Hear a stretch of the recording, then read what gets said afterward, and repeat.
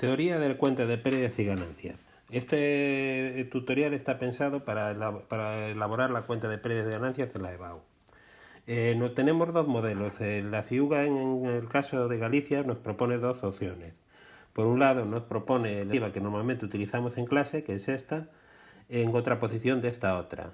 ¿Qué diferencia hay? Bueno, en esta sigue el modelo, se parece más al modelo oficial, al que utilizan realmente las empresas, y este modelo es una simplificación más bien pedagógica. Juntan todos los ingresos de explotación y le restan todos los gastos de explotación. Yo prefiero esta, ya que se corresponde más con la realidad. Pero podéis utilizar cualquiera de las dos.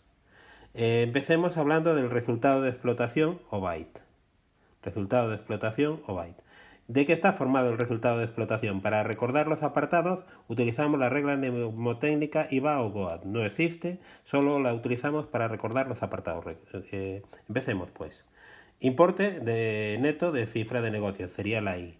La V, variación de existencias, que en el plan general contable aparece evidentemente, pero en la CIUGA lo omite. Supongo que es porque considera que no va a caer nunca. La A, de aprovisionamiento o compras. La O, primera O, otros ingresos de explotación. La G, gastos de personal. La segunda O, otros gastos de explotación, que se divide a su vez en servicios exteriores y tributos. La A, amortización. Y la D, deterioros y resultados por enajenación del inmovilizado. O sea, enajenación significa venta. Sumando y restando todas estas operaciones, nos sale el resultado de explotación o byte, beneficio antes de intereses e impuestos. Pasemos a analizar cada una de ellas. Si empezamos por el importe de importe de ventas, vemos las ventas, que son los ingresos producidos por la venta de nuestros productos terminados o por la venta de nuestras mercaderías. La prestación de servicios sería otro ingreso por las labores que nosotros desarrollamos de forma habitual. Toma signo positivo porque es un ingreso. Luego vendría variación de existencias. La variación de existencias no la vamos ni a mencionar, ya que no aparece en el apartado de la CIUGA. El siguiente apartado sería aprovisionamientos. Aquí tenemos la compra de mercaderías si somos una empresa comercial, y si somos una empresa industrial tenemos compra de materias primas, compra de otros aprovisionamientos, que serían para combinar con las materias primas para hacer el producto terminado, y trabajos realizados por otras empresas. Luego vendría otros ingresos de explotación. En este caso podemos tener dos tipos de ingresos. Ingresos por alquilar un local, un terreno o una construcción, sería ingreso por arrendamientos, o ingresos de propiedad industrial cedida en la explotación, que sería como consecuencia de ceder una patente. Evidentemente, signo positivo.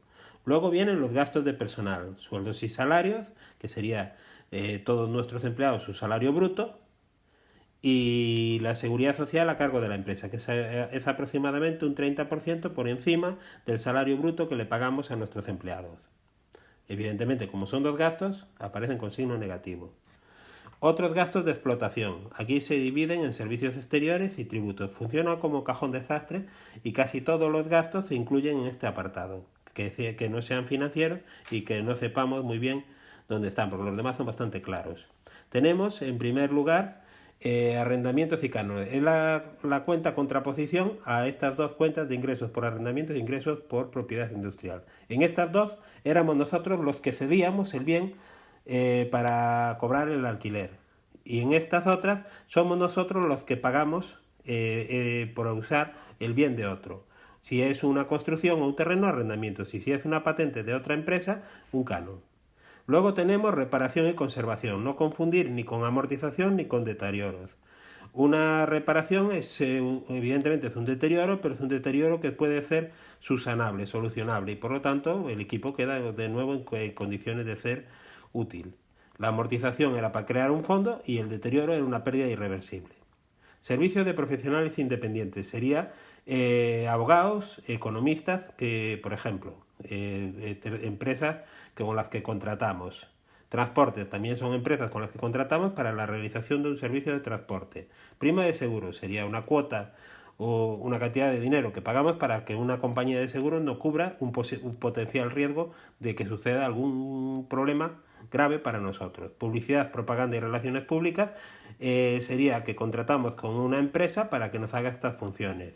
Suministros sería básicamente agua y luz. Aparecen muchos ejercicios de esa forma, no como suministros. Y luego otros tributos serían impuestos, tasas y contribuciones especiales. Los impuestos distintos, evidentemente, del impuesto de sociedades o del IRPF, que tendrían su apartado al final en el pago del impuesto después de calcular el VAT. Entonces, ¿a qué nos referimos? Por ejemplo, a impuestos municipales, a vados permanentes, a distintos tributos que pueda haber del ayuntamiento, de la comunidad autónoma o del Estado, distinto del impuesto de sociedades, y en el caso de que sea un empresario, persona física, del impuesto del IRPF. Amortización, esto va exclusivamente aquí, es el gasto que reconocemos que sufre un inmovilizado material, inmaterial o inmobiliario, y creamos con ello un fondo, y aquí lo que estamos reconociendo es el gasto cada anual. Y luego tenemos deterioros y resultados por enajenación. Tenemos los deterioros o pérdidas que pueden sufrir el inmovilizado material y material inmobiliario, y que normalmente nosotros en los enunciados aparece como incendios y robos. Y luego tenemos las ganancias o pérdidas que se pueden sufrir como consecuencia de la venta de un inmovilizado intangible, material o inmobiliario. Pasemos a señalar cuáles son las que han caído. Yo creo que voy a señalarlas todas: ventas, compra de mercaderías, compra de materias primas, ingresos por arrendamientos, sueldos y salarios, seguridad social a cargo de la empresa, arrendamientos y canos, reparaciones, servicios de profesionales independientes, transportes, prima de seguros, publicidad, suministro con la expresión agua y luz, otros tributos, incendios y robos, y yo no he visto nunca resultados por enajenación, pero tenerlo en cuenta por si acaso. Haciendo las correspondientes sumas y restas, llegamos al beneficio antes de intereses e impuestos, que es el VAT. El resultado de explotación es lo mismo que decir beneficio antes de intereses e impuestos. Partimos del BAIT, y vamos a calcular ahora el resultado financiero. El resultado financiero son los ingresos financieros, que son los intereses, y los gastos financieros, que son también intereses. ¿Qué diferencia hay entre unos y otros? La diferencia es que los ingresos financieros son positivos y los gastos financieros son negativos. Tenemos dentro de los ingresos de participaciones en instrumentos de capital, básicamente dividendos, o intereses que cobramos como consecuencia de conceder crédito o préstamos a otros. Por lo tanto, van a ser o dividendos o intereses que cobramos por prestar. Y los gastos financieros son intereses que pagamos. ¿Por qué los pagamos? Bien, porque emitir un empréstito, que es un gran préstamo dividido en porciones y cada porción se llama obligación o bono. Pagar unos intereses por pedir prestado, en este caso cuando pedimos nosotros le llamamos deuda, cuando nosotros concedemos el préstamo le llamamos crédito, recordarlo, para el balance. Y luego están los intereses por descuento de efectos. ¿Esto qué es? Nosotros tenemos unas letras de nuestros clientes que vencen a un mes, 2 meses, 3 meses, hasta incluso un año, y nosotros lo que necesitamos es el dinero inmediatamente. Bueno, vamos al banco, a nuestro banco, descontamos el efecto. ¿Y qué significa eso? El banco nos da el importe de la letra, descontando unos intereses, quitándonos unos intereses. Esperan al vencimiento, y cuando llega el vencimiento el banco reclama al cliente. Si el cliente paga, va a pagar el total de la letra, y la diferencia entre lo que nos dio el banco a nosotros y lo que el cliente paga es lo que gana el banco. Y si no, nos lo descuenta de nuestra cuenta todo el dinero, y nosotros, si no paga el cliente, nosotros tendremos que reclamarle al cliente por vía judicial ese pago. Bueno, normalmente los resultados financieros que llamamos intereses generalmente los ponemos como con signo negativo. ¿Por qué los ponemos con signo negativo? Porque suponemos que los gastos financieros suelen ser mayores que los ingresos financieros, pero eso no tiene por qué ser así. Entonces, vosotros tener en cuenta el signo real de los intereses, del resultado financiero. ¿Por qué digo que normalmente suele ser negativo? Suele ser negativo porque es más probable que se pida prestado que se preste.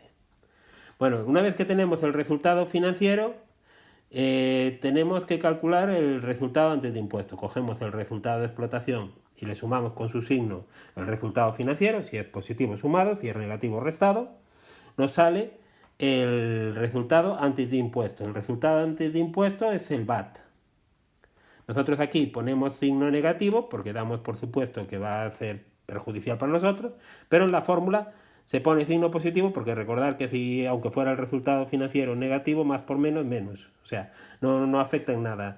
Tener en cuenta, mirar varios ejercicios y no volverme a preguntar en clase, ¿vale?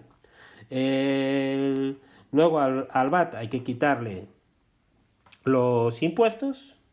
En este momento en España, en el 2020, está un tipo impositivo del impuesto de sociedades del 25% y por lo tanto hay que restarle al VAT el 25% del VAT, siempre y cuando sea positivo. Si el VAT fuese negativo, evidentemente no te van a poner un impuesto sobre algo que estás perdiendo dinero y por lo tanto el beneficio neto sería exactamente igual al VAT, al beneficio antes de impuestos. El impuesto sería cero. Pero como vamos a suponer que casi siempre tenemos resultados positivos, es el VAT menos el VAT por 0,25. Y nos queda, por lo tanto, que el beneficio neto es el 0,75 del VAT si este es positivo.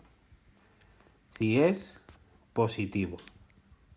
Y si es el VAT negativo, si el VAT es menor que 0, recordar que el beneficio neto es igual, por lo tanto, al VAT. Solo en este caso.